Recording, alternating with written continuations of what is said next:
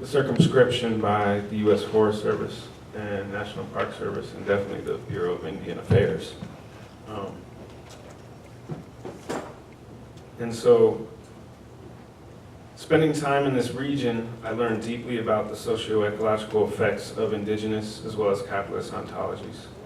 And today I present some reflections and lessons from this experience, along with speculations of post-capitalist and post-colonial human-fire relations.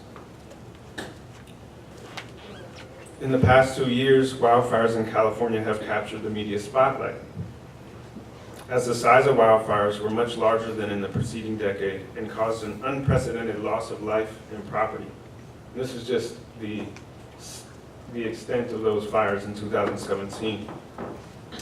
Yet, preceding colonialism, the annual area burned by fires in California was 3 times that of the area burned in 2017. And this obviously raises some questions about what's going on today.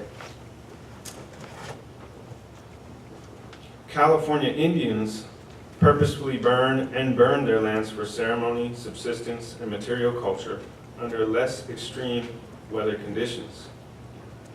Burning rejuvenates and clears the underbrush to give people easier access for gathering and hunting.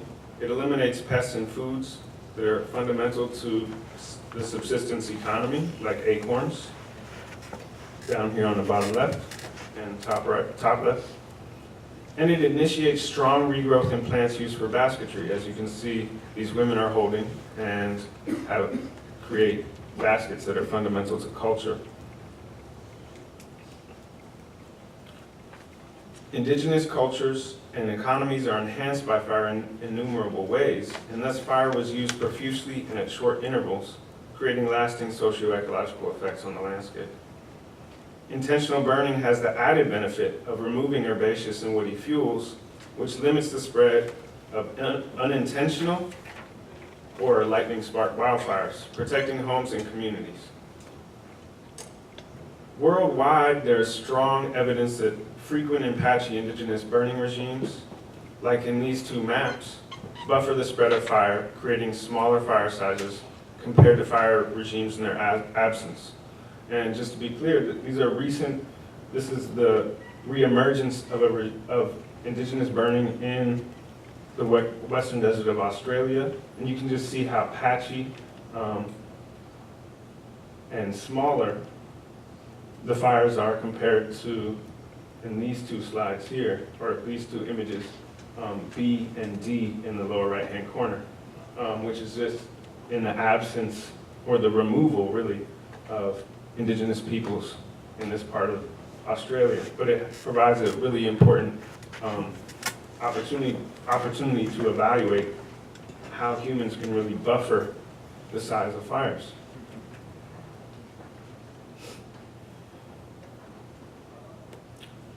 So, in burning actively, you can create fuel discontinuity.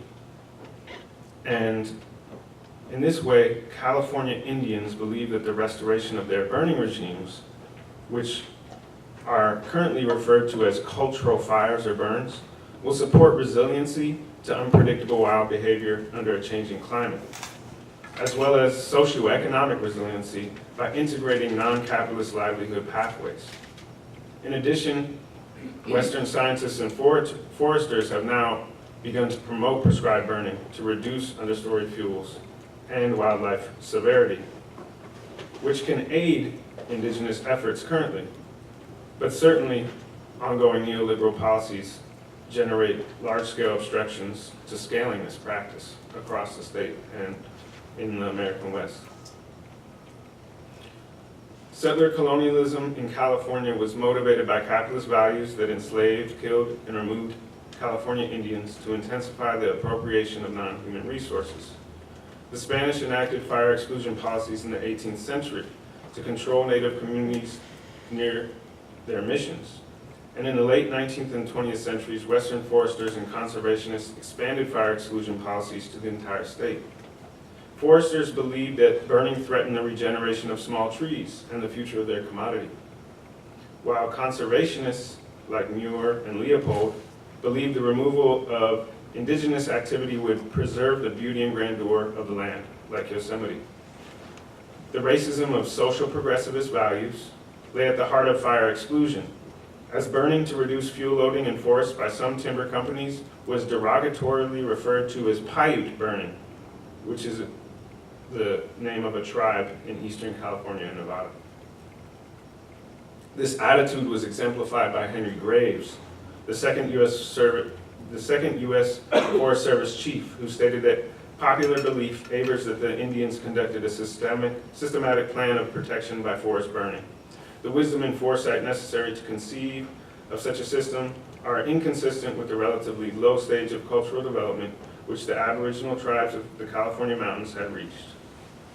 The U.S. and California governments subsequently developed a massive fire suppression infrastructure with the arrogant belief that technology derived from the defense industry could eliminate fires and protect capital from destruction. From the onset, this fire suppression infrastructure also relied upon severely undercompensated labor of indigenous peoples. Forced into wage slavery after their life voyages were outlawed. Today, people in prison continue to be used by the state of California to protect the property of capitalists. Widespread logging occurred throughout the 20th century on public and private forests for local and global markets, altering the structure and composition of forests across California. High concentrations of woody debris or slash are often left post-logging, contributing to increases in fire severities. Even in cases where slash is prescribed burned, it is often done to create tree plantations for future extraction. These plantations have high tree densities and contribute to higher severity fires. In forests with limited timber extraction, such as conservationist protected areas, fire exclusion has also increased tree densities, like in this photo. You can see the reduction of forest gaps and heterogeneity, and the increase of ladder fuels. It might not be very easy to see in this room, but the exclusion of fire has really large effects on forest stands. In the Sierra Nevada and coastal mountains, forestry and mining declined in the 20th century due to over-extraction, industry mechanization, and competition from global markets, which caused capitalists to turn to real estate and ex-urban development for new sources of income. This generated an increase in wooden home construction in the so-called wildland-urban interface, which is delineated in this map of Butte County and the town of Paradise, where the Camp Fire occurred last year in 2018.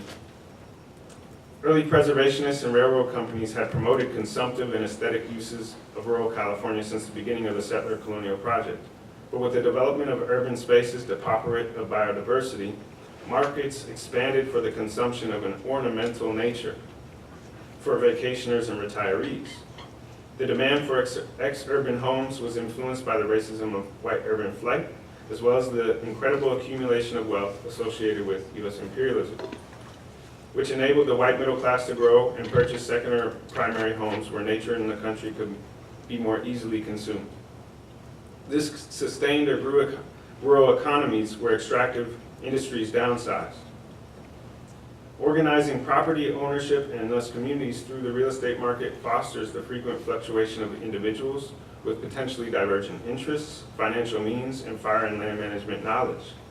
The market incentivizes property fragmentation into small parcels that make coordination of fire hazard reduction activity, like prescribed burning and the maintenance of defensible space around one's home, very difficult. It comes as no surprise that it is more cumbersome for households with lower incomes to reduce fire hazards and create defensible space around their homes. The large amount of absentee ownership, in turn, which is delineated in black on this map of Butte County and another community affected by the Camp Fire, really constrains the ability of communities to reduce fire hazards when there's a lot of dense private ownership. As temperatures and droughts increase in California, it becomes clear that capital has eschewed necessary planning and distributed incendiaries like cars and electrical wires into an increasingly flammable post-industrial landscape of its own making. Liberal politicians have latched on to climate change as the primary cause of these blazes, but this obfuscates the contribution of capitalism and attempts to absolve themselves from responsibility.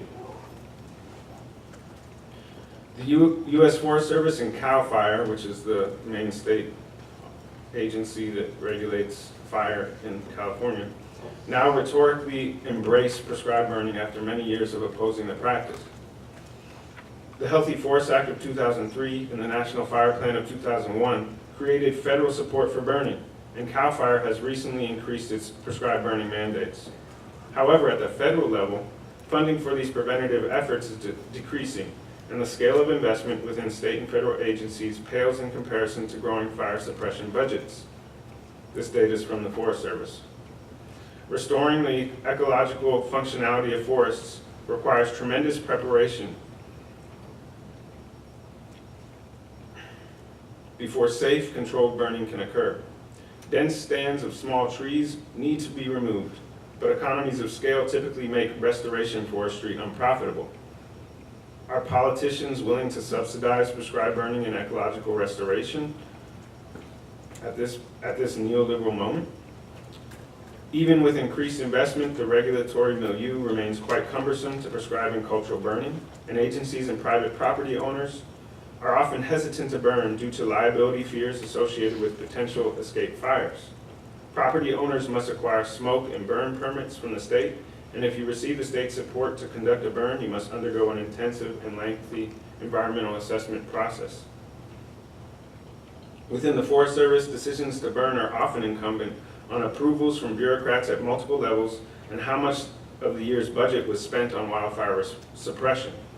Many prescribed fire advocates have called for revisions of the Clean Air and Endangered Species Acts, which can limit burn days and locations. Are mainstream environmentalists willing to accept that anthropogenic fire is compatible with species preservation?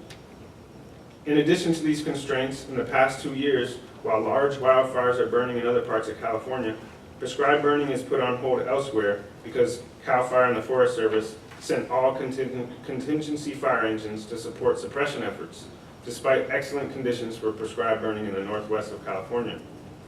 Hence, the large and destructive fires produced from the massive fire deficit are obstructing preventative measures to occur throughout the state. On the one hand, the Northwest California prescribed fire community supports mutual aid, but they are frustrated that their attempts to prevent wildfires in their own communities are thwarted by a lack of political will to prescribe burns while wildfires are burning in other parts of California. They argue that such a climatically and ecologically diverse state should not be managed by a centralized bureaucratic apparatus. Amidst this complex jurisdictional landscape, California Indians are taking the lead to bring fire back to their lands despite the many obstacles. Their call to bring anthropogenic fire back to the land aims to reestablish their integral place within ecological processes. After all, it's the work of countless indigenous generations that co-produced the forests and landscapes that settler capitalists rapidly appropriated and converted into a tinderbox. The revitalization of indigenous burning today is an extension of 170 years of struggle to retain sovereignty and autonomy from empire. In Northwest California, Indians have led struggles to retain fishing rights, remove dams, prevent timber road construction, and post-fire salvage logging. I interpret these indigenous struggles as a more capacious form of class, or as more capacious than class struggle, because indigenous peoples assign agency to non-human relations and physical elements in their efforts to oppose capital. These efforts have forced government agencies through legal changes to work with tribes like the Kaduk and Yurok in planning forest and fire management in the region. The tribes have taken advantage of recent federal support of fuel reduction to access funds for burning and have subsequently developed wildland fire teams to advance cultural fire in their territories. Nonetheless, participation in these programs remains dependent upon the terms and budgets of colonial agencies, which often constrains and co-opts sanctioned tribal entities. These highly political engagements require a large amount of time, skill, and resources. Tribal members in positions to plan burning must constantly fundraise, conduct cultural resource management assessments, and interface with a litany of government representatives. While this work pays the bills and moves the tribes toward their longer-term objectives, it also pulls tribal members away from the lifeways they seek to maintain. The trade-off engendered by capitalist labor exploitation is very apparent in indigenous communities where people could sustain their families through other means, in the absence of state taxation and subsistence restrictions. Many tribal members identify the excessive time given to paid work as detrimental to their desires to burn, gather, and hunt, and argue that tribal sovereignty over such activities would be much more effective at restoring fire resilience than the underfunded and slow-moving path through government bureaucracy set up the possibility for burning. As a model, some look to parts of Australia where Aboriginal landowners successfully fought to return to their lands and freely burn for subsistence, which is the image that I had showed previously of Australia. In the US, some property owners in Northern California are emulating the successful cooperative prescribed burn associations that have emerged in places like Nebraska and Texas. Such a decentralized model encourages broad participation from community members to reestablish their connection to nurturing their lands with fire. These associations appear to be most successful in communities that continue to rely upon local lands for their livelihood, as opposed to those rural communities relying upon tourism and global markets. Robin Wall Kimmerer suggests that settlers need to become indigenous to place, to restore ecology and the multi-species reciprocity necessary to dissolve nature-society dualisms.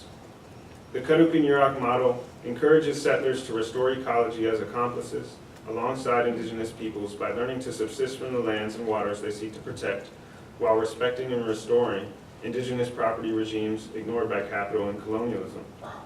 In Kaduk-Yurok territories, anti-capitalist settlers are supporting indigenous struggles for self-determination and demanding that funds and lands be returned to support these efforts of eco-cultural revitalization, instead of solely propping up state and federal fire bureaucracies. California's wildfires can be opportunities to generate opposition to unfettered development and timber extraction that contribute to wildfire destruction. They are also opportunities to highlight and create alternative, bottom-up models of community fire planning and cooperative economies that work to reverse 170 years of colonialism. Pre-colonial indigenous burning reduced fires across North America in many different climates and ecosystems.